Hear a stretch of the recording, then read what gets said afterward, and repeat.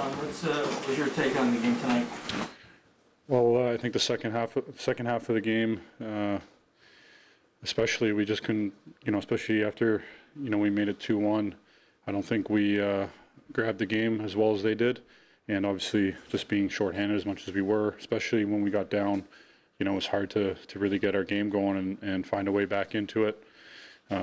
So, a couple opportunities off the rush for them that they capitalized on, and obviously with that many power plays in the power play, the players they got on their power play, puts a lot of stress on Soup and our PK. So we got to be more disciplined and we came out, I think, pretty well. I think we had a pretty good start to the period. Obviously, tough break there on the first goal against. Been saying that, in the playoffs, not everything's going to go your way. You're going to have to overcome some things like that. And I just think we weren't really able to give it our game going just because of how many times we were shorthanded today. John, how do you rein in the discipline for game 3 then? Yeah, I mean, it's just continuing to be diligent. And obviously, if we can generate the momentum, play on the terms that we want to play on, it allows us to be on the front foot and just controlling the emotion. I think it's such a fine line, and so far I feel like the first couple of games, there's the refs are doing a good job of really taking one guy. They're making that pretty evident. So it's just adapting to that and understanding what's going on there from the physical nature of it. So just being aware of what the standard is and where it's at, and where we can be more disciplined. You guys expected a push back from Tampa. What did you see from them compared to the opener?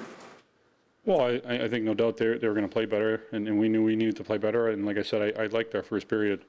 Obviously, unfortunate that just a weird play, and it just kind of slid on our muzzy there, and ended up on the back door. But in saying that, it's not always going to go your way, and you got to find your way back through it. But like I said, unfortunately, we just weren't really able to sustain momentum and get our forecheck going and get some consistent ozone time and wear them down and get ourselves really back in the game.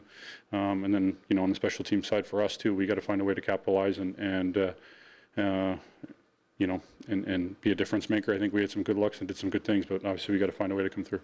When your team is killing so many penalties, like you said, puts a lot of pressure on Jack and the penalty killers. How does it affect you because you don't really see the ice? Yeah, it takes everyone out of rhythm. I think it takes the way we want to play. I think we can obviously generate a lot of momentum from killing penalties. I think we saw it from game 1. The way we really kind of fed off that and what a difference it was. We even got a big goal that gave us life there at the end of the game. So, in saying that, at the end of the day, that's on myself or whoever doesn't play too many PK minutes to stay ready and be involved and make sure you're ready to go once that happens. That's just the nature of adapting to whatever's thrown at you. But no doubt it takes us out of our rhythm. So that's why we want to be the ones drawing penalties and being on the front foot. And like I said, spending time in the offensive zone and generating momentum. So sometimes it's not always going to go perfectly. You're going to have to kill a few in a row and whatnot. But I think no doubt we know we can be better in that area. And like I said, especially with the way we started the game, I think there was a lot of good things there. In your experience, does the officiating standards usually remain constant throughout a series, or is every game a different story? Yeah, I mean, it's hard to say exactly. Sometimes things can change game to game. I think you just want the consistency. I think I've said that in the past. So, whether it's game to game or it's throughout a game. So you just understand what that standard is. And at the same time, there's adversity, and then there's things you're going to have to fight through, and it's not always going to go your way. And regardless of that, I also can't take too much attention and energy when we do have to kill a few off. We just got to go to work and find a way to get it done, and obviously get back at it once we get back to even strength. If you look at these first 2 games, where do you guys think can draw confidence going into game 3? Well, when we've played fast and we've been able to come together and get on the forecheck and get to the middle of the ice and make it difficult for their goalie to see the puck and really be as confident as he can be, because we know the type of quality he brings. It obviously challenges them with our speed and I think our ability to then break them down and get into the middle of the ice. So obviously they defend well, big long D. They understand how to check and the nature of the game. So we've done some good things there. I think we can still find another level, but overall there's been some positives there for us. Did they do something better in neutral ice tonight? It seemed like the speed advantage that you guys seemed to establish in game one wasn't quite as evident. Yeah, I think they probably didn't want to give us, you know, anything off the rush or odd man. So, you know, I think no doubt they made an effort to try to slow us down there, close it up, and not try to give as much time and space through there.